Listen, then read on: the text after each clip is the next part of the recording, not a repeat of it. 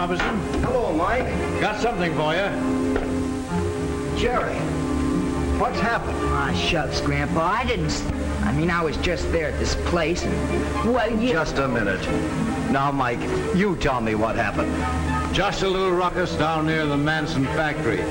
One of those soapbox fellas gets up and starts hollering down with this and down with that and down with capitalism and down with old man Manson. Then some guy threw something and the fight started. Boy, was it swell. I dare say. There was Jerry in the middle of it all, so I took him into protective custody, you might say. Oh, gosh, Grandpa, I wasn't doing it. Anyway, I thought I'd better bring him home before he got into more trouble. And I'm mighty glad you did, Mike. Thanks a lot. Oh, 'twant anything. With them 6 boys of mine, there ain't a minute's peace anywhere. So it was fun, eh, son? Oh, sure, Gramps. Boy, I bet old man Manson's sore when he finds out. He thinks he's the most important guy in town. Well, guess we showed him. Wait a minute, Jerry. Old man Manson may not be any more important than a lot of men. But your life at Manson's factory is pretty near the most important thing in this town. What do you mean, Gramps? Let's take a walk. And I'll tell you. It's like this, son. Some people can say a lot of crazy things and make a lot of rumpus, and I suppose it seems like fun to you. Well, it sounded like a good idea at the time. I suppose so. Well, there are a lot of people who seem to think that it's smart to criticize an established institution, like the factory. But you want to remember this, son. Anybody can criticize. Anybody can be destructive. But you ought to know what it is you're talking about before you talk. The man on the soapbox explained everything. Now, he said... Yes, I know what he said. But you weren't there, Gramps. No, but I've been there before. I've heard these terror downers, and I know the one thing that man didn't tell you was the truth about the Manson factory. Well, what do you mean? Well, son, that factory isn't just a building of bricks and steel. It's more than that. Far more. It's your town. My town? Well, gee, how do you figure that? Want your paper, Mr. Robinson? Oh, thanks, Bobby. Let's sit down here. Now, I'll tell you something about this town of ours, Jerry. It all began a long time ago, when I was young and the town was young. And there wasn't anything to it but one straggling street and a few struggling farms round about. Soil was all right, but there just wasn't anybody around to sell the crops to. But the town did have one thing. There was a man who had a dream. He had an idea, and his name was Manson. And he knew a man who had some money to invest. That was how it started. At first, it was just a little factory. And then, son, things began to happen in this town. I was there, and I know. I turned the first lathe in that factory. And as the factory grew, new folks moved to town and brought their wives and families. The town began to grow. Homes and gardens began to spring up all around. Mr. Smith enlarged the old general store, and a couple of new stores were opened. I know, son. I was part of it all. I was part of that factory, and it was the factory payroll that brought all those people and all that business to our town. As a matter of fact, you were part of it all, too, but you didn't know it at the time. Me? I didn't work at the factory. The very night you came into this world, you became a part of it.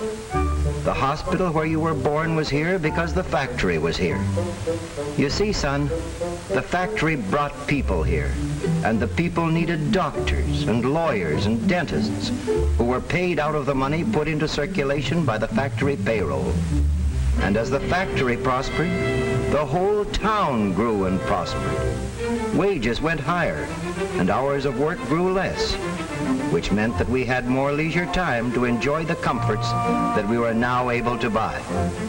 By this time, the success of practically every family in the town depended directly or indirectly on the success of the Manson plant.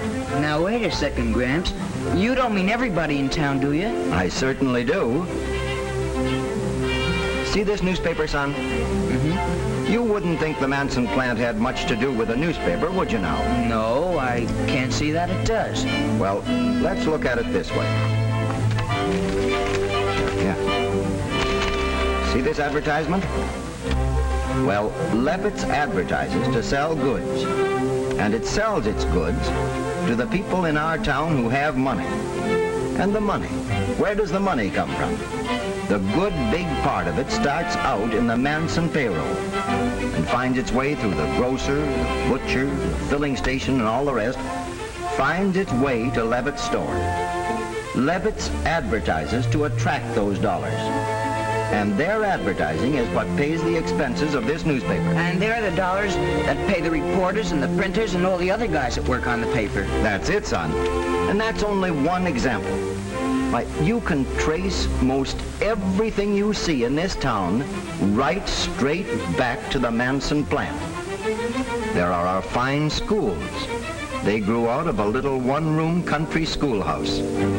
Look at our police department, the best in the state. And the fire department, too. You can't remember the old volunteer bucket brigade, but I was a member of it. It was all we had to depend on. Of course, a lot of folks think that all these things just happened by themselves, or that the town was responsible. And of course it was, in one way. But the factory paid most of the taxes that made them possible. Yeah, I can see all that, Gramps. I can see what the Manson plant means to us in our town. But now you take those farmers you were talking about. What good's Manson's factory to them? That's a fair question. And the answer is that it isn't only in the town where you'll find improvements that can be traced to the factory. Those few poor farms that we started out with in the township have grown into scores of modern farms that are needed to feed this community now. And don't forget, the factory is calling more and more upon the farms for raw materials as industry finds new uses for the farmers' products. And all this came about because of that man named Manson and his dream long years ago. Well, son, a lot of folks think it would be fun to destroy all that the factory stands for. But you see, that factory made your town, and when you're working against that factory, you're working against your own best interests. Gee, Gramps, I never thought of it that way before. Why, when you try to tear down industry, you're working against the very scheme of things that built 1,000 or 10,000 towns like ours and made this country what it is. You mean even places that don't have factories? I certainly do. Whether a town has grown up around one factory like ours, or whether it hasn't any factories or 50 factories, the principle is the same, Jerry. The well-being of all our people depends on some productive enterprise somewhere. Everybody's welfare can be traced back to manufacturing and industry. Storekeepers, clerks, bank presidents, lawyers, stenographers, housewives, mechanics, teachers, schoolboys. In the last analysis, their livelihood depends on the steady circulation of industrial payroll dollars.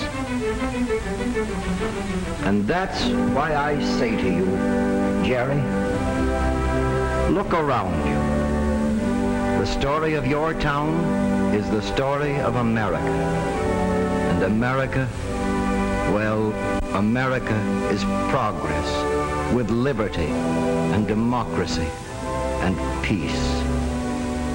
These are the blessings of peace and industry that belong to all of us and to our children and our children's children. And we should guard them and thank God for them, for America, every day we live.